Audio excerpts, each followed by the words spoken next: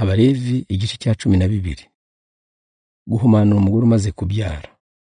Uhoraho abwira Musa guha Abisiraheli aya mabwiriza. Iyo umugore abyaye umuhungu amara iminsi 7 ahumanye, nk'uko aba ahumanye igihe ari mu mihango y'abakobwa.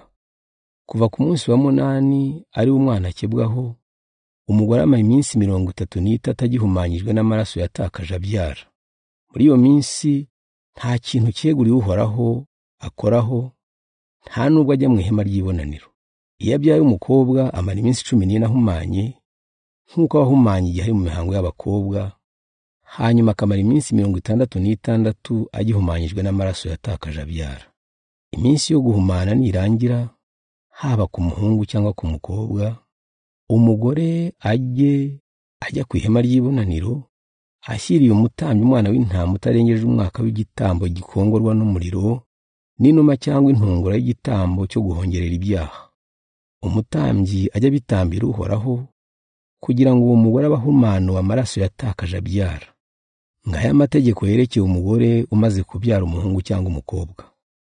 Niba uwo mugore ari umukene adashobora kubona umwana w'intama, azashyira umutambyi intungura 2 cyangwa inuma 2, imwe y'igitambo gikongorwa n'umuriro, indi y'igitambo cyo guhongerera ibyaha.